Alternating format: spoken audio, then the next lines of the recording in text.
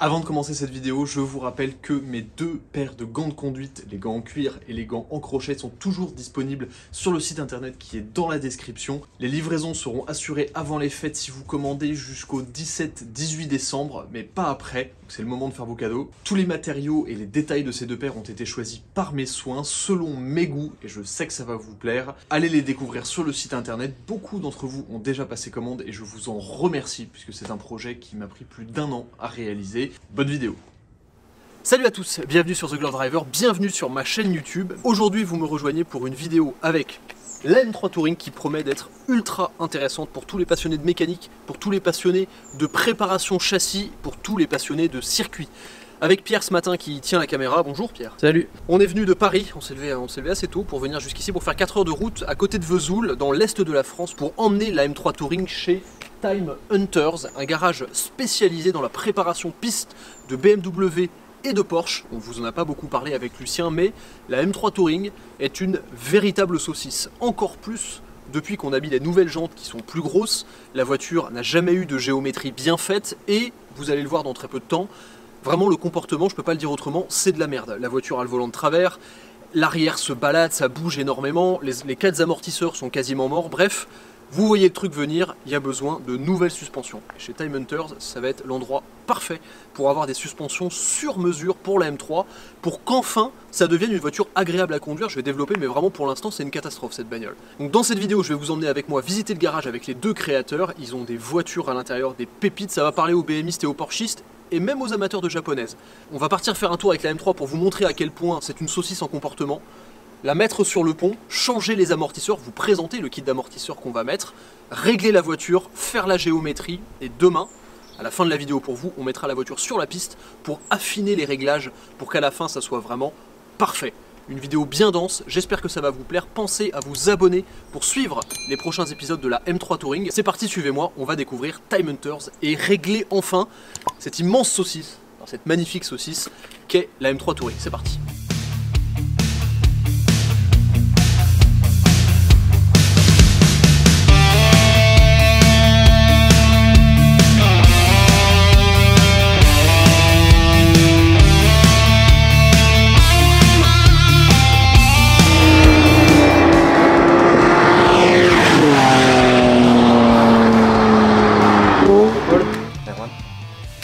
Salut. Les gars, merci de nous accueillir chez vous. Vous êtes les fondateurs de Time Hunters. Est-ce que vous pouvez vous présenter rapidement tous les deux et puis nous dire où est-ce qu'on est, ce que vous avez créé? C'est parti, Paul, 33 ans, moniteur de pilotage depuis 2013. On a eu l'occasion de se croiser sur pas mal d'événements, BMW notamment, et passionné par l'automobile sportive, le pilotage à proprement parler. C'est marrant, ça se sent pas ici. Un petit peu. Ça a été kiffé. La mise au point châssis également, parce que j'ai eu l'occasion de faire du rallye en compétition.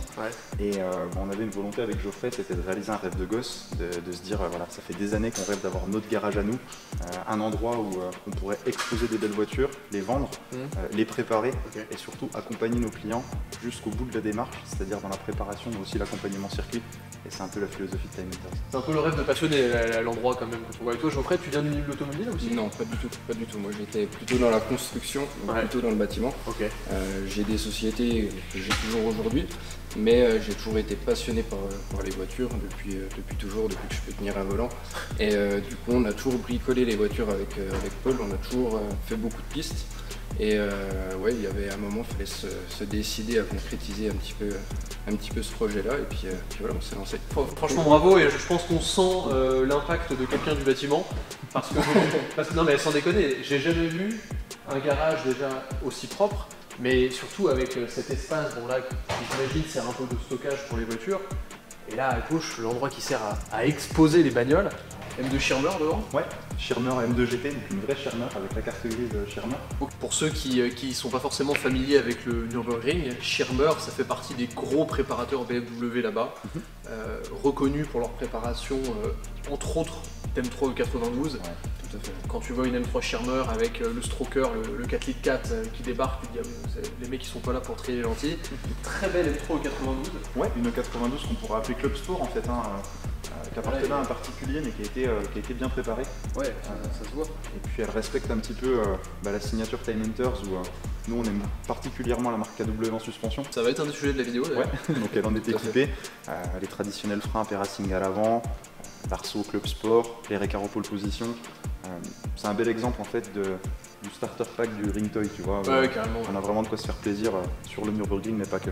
Ok, et puis là encore une belle M4, là encore bien préparée. C'est une GT4 non? C'est une GT4 Motorsport, donc c'est une vraie caisse usine là.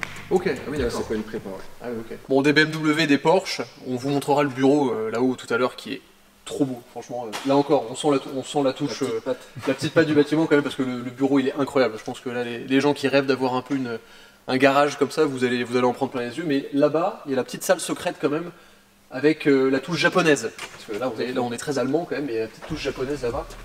Ça sent un peu l'essence. L'essence de compétition. Ça sent l'essence de compétition. Parce qu'ici, on a... Alors Paul, là pour le coup, c'est ton segment plus que le mien. Ta voiture de rallye. C'est ça. Qu'est-ce que c'est comme voiture? Alors c'est une Civic? Ouais, c'est une Honda Civic, hein. Esthétiquement elle ressemble beaucoup à une FN2 parce que c'en est une et puis elle reprend tous les codes.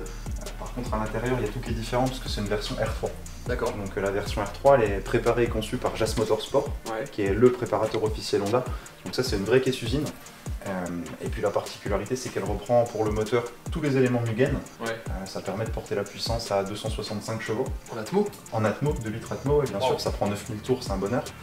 Ça a couplé une boîte séquentielle SADEV, donc une SADEV à 6 rapports. Donc c'est vraiment le... C'est ça, tu te poses pas de questions, tu débrailles pas, tu tires comme un âne sur le manche et tu t'amuses. Et ça me permet d'ailleurs de faire la transition. Aujourd'hui on a un sponsor pas des moindres, puisque c'est EA Sport, la licence officielle qui nous permet de réaliser cette vidéo avec la sortie de son nouveau jeu WRC, qui est un jeu très connu parmi les amateurs de jeux de rallye. Moi j'ai beaucoup joué aux versions précédentes et là ça fait pas mal de semaines déjà que je ponce le jeu, et ce que j'adore c'est que même à travers un écran, même à travers simplement un jeu de console, moi j'ai pas encore de simulateur chez moi, je retrouve la difficulté qui m'impressionne tant quand je vois des pilotes de rallye sur des spéciales. Le jeu est vraiment technique, c'est bien fait, il y a évidemment une amélioration des graphismes, il y a un mode carrière dans lequel vous pouvez manager votre équipe, les ingénieurs, les budgets, c'est exactement les mêmes conditions que dans, par exemple, des vrais manches de WRC. Il y a une sélection de 68 voitures avec lesquelles vous pouvez jouer, il y a 18 grands stages de rallye disponibles dans le jeu, vous pouvez revivre des manches de WRC mythiques comme le Monte Carlo, le rallye de Finlande, le rallye de Croatie. Le jeu est disponible en ce moment sur console, sur PC. Un autre ajout que j'adore sur cette nouvelle version de EA Sport WRC, c'est une section qui s'appelle Moments, en fait, qui vous permettent de revivre des moments mythiques du WRC. Par exemple, moi quand j'étais petit, j'avais la Xara WRC de Sébastien Loeb.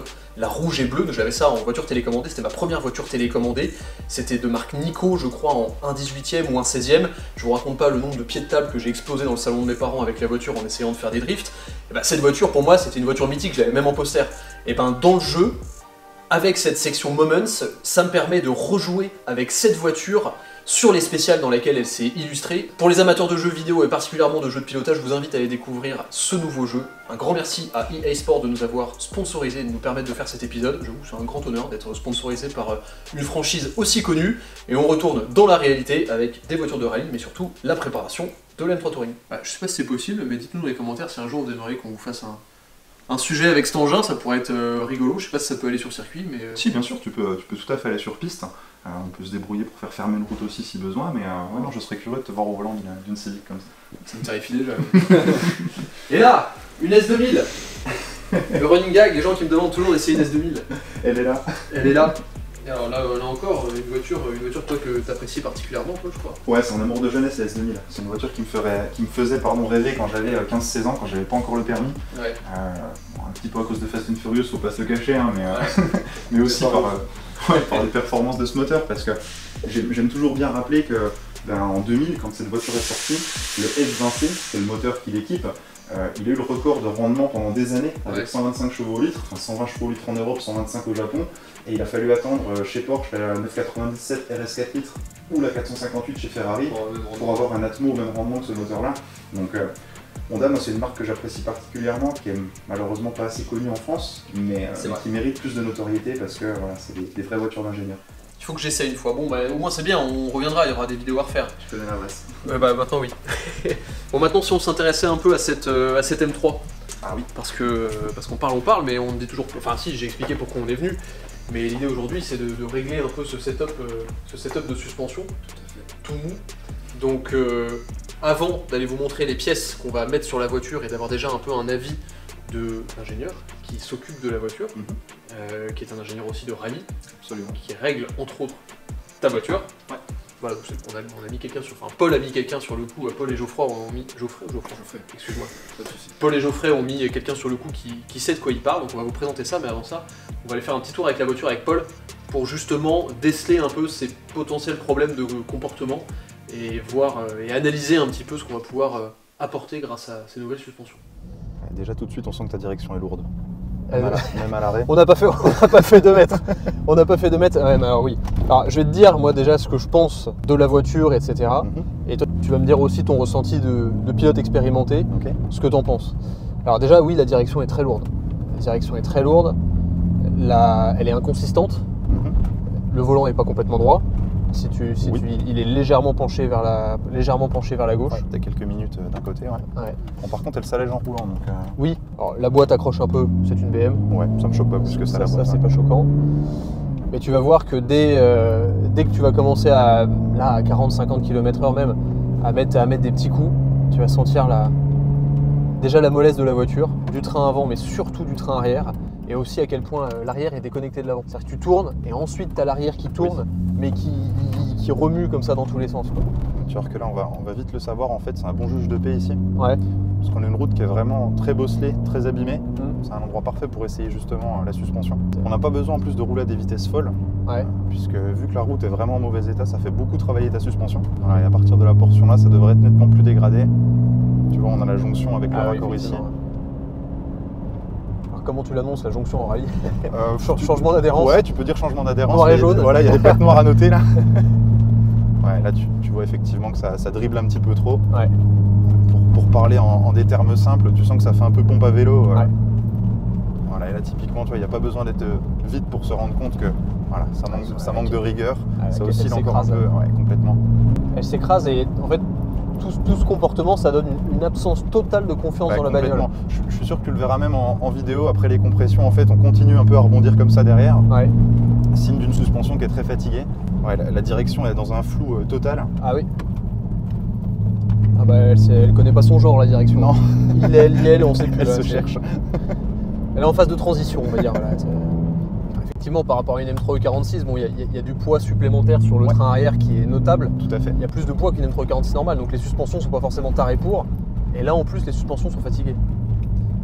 Ouais, tout à fait. Là, c'est vrai que ça se ressent bien. Alors là, on va plutôt juger du travail de la haute vitesse de la suspension. Ouais. Parce qu'en fait, quand on parle de haute et de basse vitesse, tout ce qui est basse vitesse, c'est plutôt tes phases de transition. En fait, tout ce qui va être le transfert, la plongée au frein, la prise de roulis, là, c'est ce qu'on appelle la basse vitesse sur la compression. Et sur des routes vraiment abîmées comme ça, on peut juger plutôt du travail sur les hautes vitesses de ta suspension, c'est-à-dire tous les impacts qui vont faire travailler ta suspension à une fréquence élevée. Ok, d'accord. Et là, clairement, on voit que c'est une suspension d'origine qui est fatiguée. Il y a un temps de latence aussi entre l'impulsion que tu mets au volant. Oui, incisif, c'est pas le terme. Non. C'est allô, oui, bonjour, on tourne. Ah, ok. C'est ça. On est arrivé beaucoup de fois, tu vois, genre sur des freinages vraiment en roulage normal, hein, parce que la voiture, je la pousse jamais. Comme j'ai pas confiance, je la pousse jamais. Tu fais bien. Ou alors un peu en ligne droite, mais dans les virages, jamais. Et tu vois, parfois, lors d'une phase de freinage un peu forte sur la route, il y a une des roues qui passe sur une imperfection, le volant, il fait ça. Ouais. En réalité, le but du réglage, c'est de faire en sorte que le pilote soit à l'aise dans la voiture. Ouais, exactement. Et c'est ce qui te permettra d'aller vite ensuite. Ouais, même là, tu vois, elle se cherche un petit peu. Elle rebondit sur la route, elle suit les aspérités. Ouais, complètement, ouais. Mais vraiment de manière pas saine, tu vois. Non, c'est exactement ça. Elle t'emmène un petit peu à gauche, à droite. Ouais. Tu te sens obligé vraiment de tenir fermement le volant à deux mains. Ouais. Ok, retour du petit test routier avec Paul. Effectivement, il y a des choses à faire. Je vous laisse expliquer ce qu'on a et ce que vous avez choisi comme kit pour poser sur la voiture. Donc un kit de KW V3 avec un réglage de voie. Ouais. On a fait faire un tarage spécifique. Donc on a des amortisseurs pour M3 46, mais on a des ressorts arrière avec un tarage spécifique exprès pour le touring.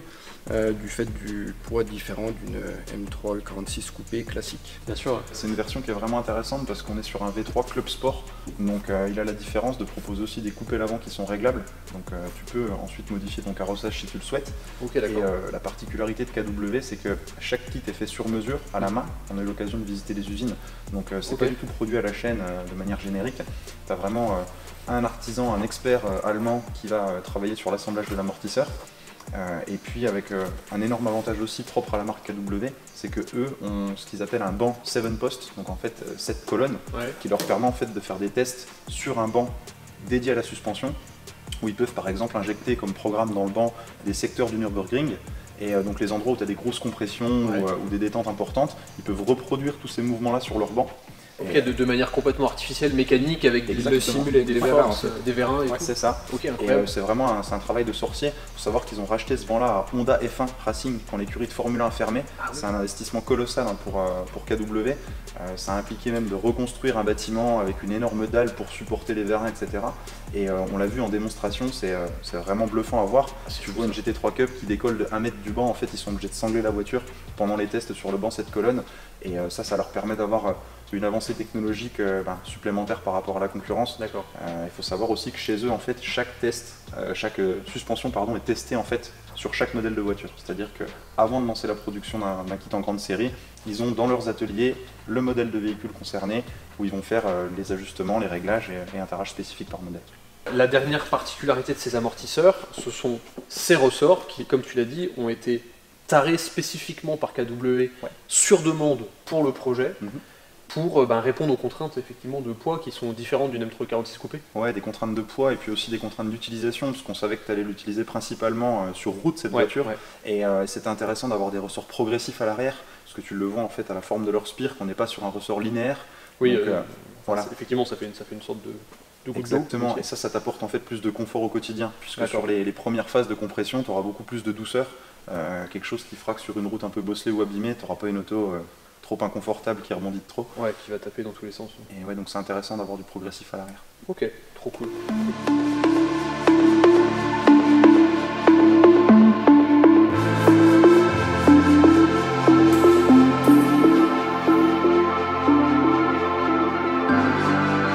On vous a dit au début de la vidéo que ce qui pêchait particulièrement sur la voiture, c'était l'arrière. On a l'explication.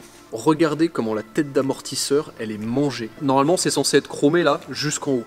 La coupelle, là, elle est complètement morte, elle est complètement rouillée, et la tête d'amortisseur, elle est mangée par la rouille. Elle a diminué, elle a perdu plusieurs millimètres. Heureusement que ça n'a pas cassé. En fait, on s'est rendu compte que l'amortisseur arrière droit, en fait, il avait perdu complètement son débattement, et ça fait des semaines qu'à chaque fois que je gare la voiture, je la regarde comme ça et je me dis putain mais le cul à l'arrière droit, il est posé. Et à chaque fois c'était un peu légèrement en pente et je regardais les autres voitures en me disant est-ce qu'elles sont aussi affaissées, etc.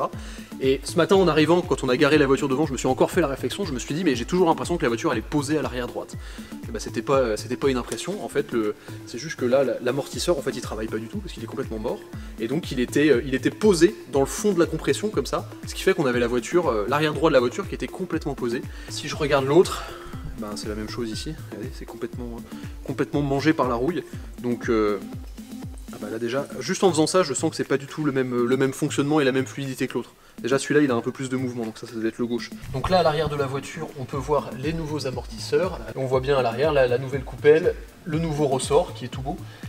Donc, je vous présente Max d'ailleurs. Max, est-ce que tu peux expliquer ton métier rapidement? Moi, mon boulot c'est de régler et puis de concevoir en fait toutes les voitures, tout ce qui est châssis, tout ça, plus pour la compétition que pour le véhicule de tous les jours. Ça fait... T'as plus de 15 ans d'expérience dans la voiture de rallye? C'est ça. Donc où t'as mis au point des châssis de dizaines et dizaines de voitures de rallye à travers les années. Et en bossant aussi avec quelques grands noms Quelques-uns, ouais. Quelques-uns, les grands noms, voilà. On vous laissera deviner de qui il peut s'agir. Il y en a un, il est un peu champion du monde plusieurs fois. Oui, il paraît, ouais. Il paraît, bon, voilà, 8 ou 9 fois, on sait. Bon, là, effectivement, t'as pas forcément l'habitude de travailler sur des voitures aussi simples, je pense, entre guillemets. C'est ça. Où il y a beaucoup de plastique. Il y a beaucoup de plastique, beaucoup de faisceaux, beaucoup de trucs qui servent à rien, je pense, par rapport à une caisse de compétition. C'est ça. C'est ça. Mais bon, de ce que tu as pu voir, la voiture est plutôt saine, t'as pas eu trop d'emmerdes sur le démontage? Non, impeccable. Ça a de la gueule comme de la belle pièce sur une caisse comme ça. c'est extrêmement satisfaisant. Franchement, quand tu mets les KW sur ta voiture, peut-être un mec qui te demande sur un ratio si elle est rabaissée, tu dis ouais non mais attends c'est du KW Club Sport, V3, on a mis 3 clics à l'avant, 4 clics à l'arrière, c'est une utilisation plutôt... c'est le mec, tu vas l'embrayer, il va partir sur un truc, il faut que tu le dises, parce que ça se voit pas dire. C'est débile, mais tu sais on parlait tout à l'heure de... Enfin, on a presque une relation sentimentale avec nos voitures. Est-ce que tu arrives à tomber amoureux de celle-ci? Pourquoi celle-là te procure quelque chose? Et le fait de préparer sa voiture, ça contribue un peu au sentiment que tu vas avoir en fait. Tu la sens évoluer, tu vis avec et forcément tu es plus attaché. Puis effectivement tu la fais tienne quoi, enfin, tu la modifies comme tu as envie. Donc. Pirelli nous a fait grâce de nous envoyer 4 pneus neufs. Et ça va jouer énormément dans le comportement de la voiture. Donc ça c'est des pneus, c'est des P0. Donc ce sont les pneus axés performance de Pirelli qui vont vraiment avoir une utilisation optimale par des températures on va dire à plus de 7 degrés. C'est pas des pneus toute saison, mais c'est des pneus qui sont vraiment parfaits pour mêler une utilisation piste et route un peu sportive. Une bonne montre pneumatique c'est quand même ce qui lie la route à la voiture. C'est vachement important, donc c'est pour ça qu'on a opté pour des Pirelli P0 et on pense que ça aussi ça va venir optimiser l'amélioration châssis de la voiture. Le montage des suspensions avance, la Max s'occupe de faire la hauteur de caisse et il y a immédiatement un détail qui me choque. Si on vient ici, c'est déjà la différence de débattement voiture levée qu'il y avait par rapport aux suspensions d'origine. Lorsqu'on a levé la voiture pour la première fois sur le pont, le bas de la roue était ici. Là déjà on voit qu'il y a un débattement qui est beaucoup plus court, donc ça rassure un peu.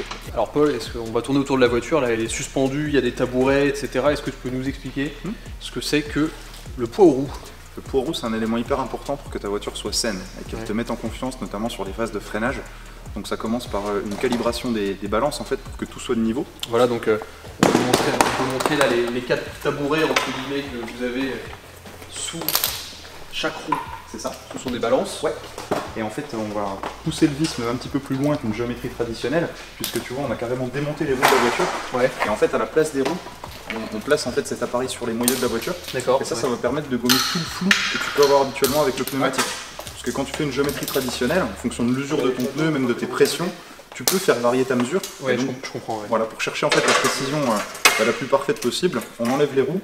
On met quelque chose de fixe et de rigide sur tes moyeux et en fait on va venir poser la voiture sur les balances avec ce porte-moyeu additionnel et en fait le poids par roue il a un énorme avantage, surtout sur une voiture qui est équipée de l'ABS comme ça, c'est que pour aller chercher les extrêmes exprès pour caricaturer, si tu as une voiture qui a un mauvais poids par roue, ta roue la plus légère va être la première à bloquer sur les freins. Okay. Donc sur un freinage un peu fort, tu vas déclencher tout de suite ton ABS parce que tu as une roue qui est plus légère que les autres en appui.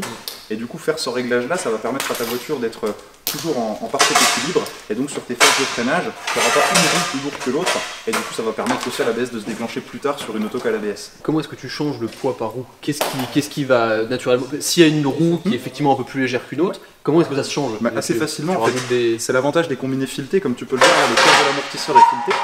Et en fait, en modifiant la hauteur de chaque roue de manière individuelle, imagine un petit peu un tabouret ou une chaise qui est sur ses 4 pattes. Si ta chaise est un petit peu bancale, en modifiant la hauteur d'un pied par rapport à l'autre, tu vas retrouver un certain équilibre. Et donc en fait, en modifiant la hauteur de manière indépendante de chaque amortisseur, tu vas jouer, en général ça se fait en diagonale, très souvent quand il y a quelque chose à corriger à l'avant, tu viens travailler à l'arrière opposé, justement pour retrouver ton équilibre à l'avant. Et en fait, en jouant sur tes hauteurs d'amortisseur, après moult réglages, en fait... Ok, j'ai capté, mais c'est logique en fait. Ouais, c'est capté parce qu'effectivement, par exemple, mettons ta voiture elle est comme ça. Tu as tes 2 roues avant, tes 2 roues arrière. Si tu as un amortisseur qui est plus haut à l'arrière, forcément à l'opposé, il y aura plus de poids ici. Exactement. J'ai compris. Et c'est aussi important de préciser que ça, c'est pas quelque chose qui est fait lorsqu'on fait une géométrie normale. Non, sur une géométrie standard, on va pas aussi loin que ça. Voilà, là on va vraiment chercher des réglages quasiment de course. Exactement. D'où la présence de Max, et aussi c'est aussi la raison pour laquelle on a voulu venir chez vous, c'est parce qu'on sait que vous avez cette expertise. Donc la voiture c'est quasiment une voiture de course, là, ça y est, c'est fait. C'est pas vrai, évidemment. Donc là, Max est en train de faire tous les réglages de poids aux roues comme on vient de vous l'expliquer. Ce qui est intéressant, c'est qu'avec le boîtier ici qui est relié aux 4 balances, aux 4 points de la voiture, on a pas mal de données, notamment le poids qui est sur chaque angle de la voiture. On peut notamment se rendre compte de certains détails assez amusants. Par exemple, il y a un peu plus de poids sur la roue avant droite que la roue avant gauche. L'explication, c'est que le moteur est légèrement penché vers la droite, donc forcément on va avoir un peu plus de poids de ce côté-là. C'est un peu pareil à l'arrière, c'est pas exactement réparti. J'imagine qu'il y a des questions de réservoir, de choses comme ça, de pièces qu'il y a plus à droite, à gauche. Le chargeur 6CD, j'imagine, pèse énormément, avec des lourds tubes des années 80 sur l'arrière gauche. Mais une autre donnée qui est intéressante, pour l'instant on ne connaît pas le poids total de la voiture. Voilà, le fait de l'avoir sur la balance on le sait, 1555 kg. Alors, sans les roues, avec les roues, Paul, tu m'as dit qu'il fallait rajouter 100 kg à peu près, quelque chose comme ça. Donc ça fait 1650 kg pour un break sans passager. Alors c'est pas léger, mais comparé aux valeurs actuelles des voitures qu'on connaît, c'est pas non plus très lourd. Une M3 Touring c'est 2 tonnes. Donc bon, ça nous donne une indication assez intéressante. La petite question que j'ai, encore une question technique, à quoi servent ces ficelles? On avait déjà vu ça. Le parallélisme avant-arrière, ce qu'on appelle aussi la géométrie. Donc là ça va nous permettre de donner un tempérament à la voiture en fait. C'est-à-dire que déjà, il faut regarder si c'est une traction ou une propulsion, puisqu'en fonction de l'architecture de la voiture, on ne va pas utiliser du tout les mêmes réglages. En fait, l'idée sur une propulsion comme ça, c'est d'avoir un frein avant qui est relativement neutre, avec des valeurs proches de 0. On peut éventuellement l'ouvrir un petit peu pour un usage vraiment intensif circuit ou autre. Dans ton cas, on ne va pas trop jouer sur de l'ouverture, parce que sur route, ça peut donner un petit peu une voiture qui se cherche. Oui, qui va suivre la route un peu, les aspérités. Exactement. Par contre, ce qui va être important de faire sur une propulsion comme ça, c'est de pincer un petit peu le train arrière. Donc pincer, pour faire simple, en fait, c'est pour que tes roues convergent en fait l'une vers l'autre. Un peu, imagine que tu es en ski et que tu fais le chasse-neige en fait.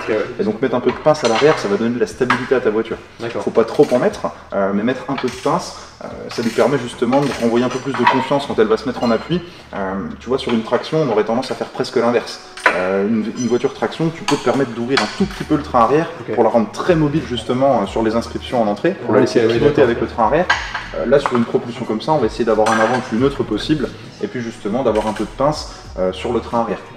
On va aussi utiliser en fait les pastilles centrales ici pour venir aimanter une jauge de carrossage. En fait, le carrossage, ça va être l'inclinaison de tes roues sur le plan de face. Et en fait, ça a un intérêt, c'est que quand tu vas être en appui avec ta voiture, l'idée c'est que ton pneu soit que la surface de contact en fait, voilà exactement, soit le plus en contact possible avec l'asphalte. Et là encore, vu qu'on est sur une voiture qui a une orientation 70% route, 30% piste, on va pas jouer avec des valeurs extrêmes de carrossage comme c'est le cas sur les grosses prépas. On va se contenter de moins 2 degrés environ de carrossage à l'avant, à voir ce qu'on va mettre à l'arrière, mais on reste dans quelque chose de relativement modéré. C'est une auto qui est déjà saine d'origine, qui a déjà un bon équilibre 50-50. On n'a pas besoin de la dénaturer davantage avec la géométrie. Là, je pense que vraiment à ce moment-là, on a perdu 95% des gens dans la vidéo. Vous êtes encore là? Commentez, mettez un like si vous êtes encore là. Nous, on est toujours là, et il commence à faire tard. On va descendre la voiture, voir ce que ça donne, on va l'avancer un petit peu, et puis ensuite aller faire les premiers tours de roue ce soir, pour voir si tout va bien avant demain, le petit essai de piste.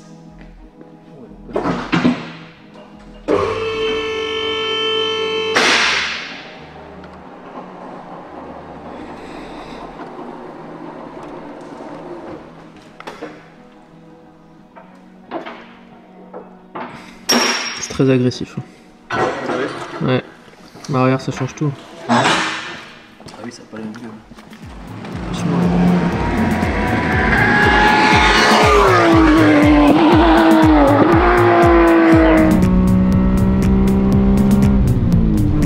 C'est beau un break qui prend 8000 quand même.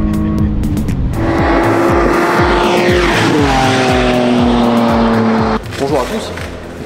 Jour 2 du projet châssis M3 Touring. Alors on est sur le circuit de Mirecourt, dans les Vosges. Donc on est venu avec la Touring, on est venu avec votre M4 GT4, on est venu avec la GT3 aussi. Et l'objectif c'est de faire quelques tours pour justement terminer de régler la M3 Touring. On a fait un petit trajet hier pour justement ressentir directement les changements. Là on vient de faire quelques petits tours de piste, c'est une piste assez courte qui fait, je sais pas, 2,5 km à tout casser je pense. 2 km 8 je crois. 2 km 8, voilà, pas beaucoup de... Voilà, c'est pas une piste très longue, mais il y a du rapide, du serré, du technique, donc c'est intéressant justement pour voir comment la voiture se comporte un peu sur toutes les différentes phases d'appui qu'elle va pouvoir ressentir dans sa vie de M3. Mais franchement, déjà, première impression très cool, la voiture... ça n'a plus rien à voir, ça n'a plus rien à voir en termes de direction, la fluidité de la direction, la stabilité du train arrière, du train avant. La voiture quand on tourne, il y a tout qui tourne, il n'y a pas l'avant qui hésite à tourner et puis l'arrière qui danse derrière, qui danse pour essayer de suivre le tout. Alors ce qui est vachement intéressant là, c'est qu'il fait un temps dégueulasse. Et moi ça me va bien parce que de toute manière l'idée c'est pas de faire une voiture de piste, de grip qui va à 300 à l'heure. L'idée c'est surtout de voir à quel point le comportement est sain. Et la pluie, bah, c'est idéal pour ça, parce que ça nous permet de voir exactement tous les défauts à une vitesse plus lente. Complètement, ouais. Ça permettra aussi d'avoir une voiture saine sur le routier. Si Bah tu es oui. surpris par une grosse averse sur autoroute ou ailleurs, tu n'auras pas d'auto-traître. Exactement. Donc je suis ESP off en mode sport avec les sièges chauffants parce que ça reste une voiture confortable, donc on n'est pas là pour être ici. Alors déjà, ce qu'on peut voir, c'est que immédiatement la voiture, elle tourne. Alors je rappelle que dehors il fait très froid et que c'est pas les valeurs d'utilisation idéale de ces pneus. Donc là, si tu la satures, c'est normal, tu as un peu de sous-virage. Bon, ça c'est les joies du S54 ça.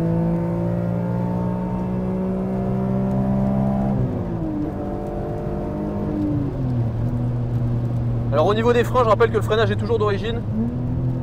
Donc je vais pas faire le dingue au freinage. L'idée c'est de revenir quand même avec la voiture. Là dans ce grand droit, la voiture est très stable, facile. Je suis quand même à 150 km/h, quasiment, un peu moins, 140. Et là j'aime beaucoup ici parce que là tu vois, léger sous-virage. Oui, tu peux t'approcher de la limite du train avant, vraiment la sentir. Là tu as de la remontée d'information dans le volant, je pense. Exactement, et là je sens vraiment la voiture qui sous-vire tranquillement. Mais les pneus restent progressifs et surtout la voiture est saine. J'ai aucun mouvement parasite, j'ai aucune perte d'équilibre, j'ai aucun transfert de charge un peu nocif, un peu parasite qui viennent bousculer la trajectoire. Ça c'est vraiment très agréable. En fait immédiatement, exactement comme tu le disais au début, c'est que je me sens bien dans la voiture. Tu vois. Si je devais encore dire quelque chose, parce que j'adore dire des trucs, la position de conduite est toujours trop haute. Mais ça, on va corriger ça. C'est surtout dû aux sièges confort qui sont quand même bien gros, bien épais, bien lourds. Et là dans le lance, si tu essaies de mettre un peu plus de vitesse volant pour avoir un débraquage un petit peu plus tôt, et là dès que tu vas ouvrir, elle devrait engager. Ouais, c'est parfait. Ouais. C'est mieux en ayant ouvert un peu les compressions, elle tolère un peu plus de roulis. Elle tolère plus de roulis à l'arrière. Elle est plus progressive sur le décrochage et plus facile à décrocher aussi maintenant.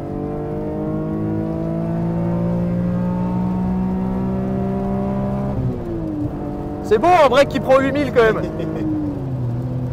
C'est plus la même voiture là, c'est une voiture qui est complètement transformée.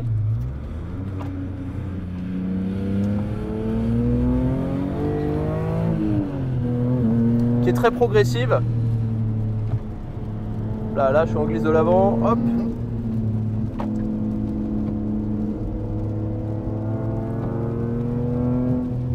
Là enfin elle remonte des vraies informations. Ah bah là oui. Elle te parle, elle communique vraiment avec le pilote, même en passager on ressent tout ce qui se passe. Bah moi pareil, c'est très très agréable. Par contre là, voilà, on voit que c'est vraiment simple. Ouais, là, tu passes d'un léger sous-virage en saturation, dès que tu ouvres un peu le volant, t'as l'arrière qu'engage. Ouais. Voilà, c'est magnifique. C'est exactement ce qu'on demande à une BMW. Ouais, exactement.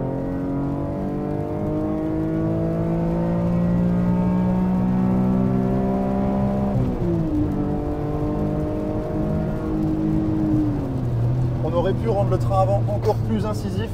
Ouais, mais un peu plus de carreau, un peu plus d'ouverture, mais c'est pas le but hein, sur une voiture qui va faire du routier. non, c'est pas le but. Et puis l'idée c'était justement de trouver cet équilibre de confort.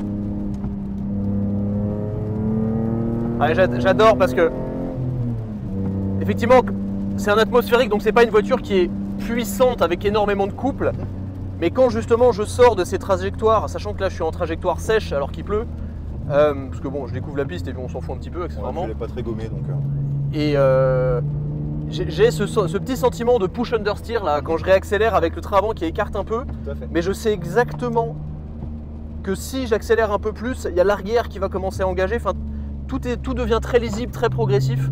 Et ça c'est vrai que c'est super agréable.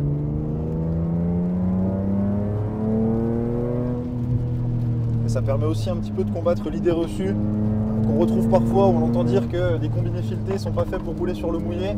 En réalité, quand tu as le bon setup, les bons réglages, c'est très efficace aussi sur le mouillé.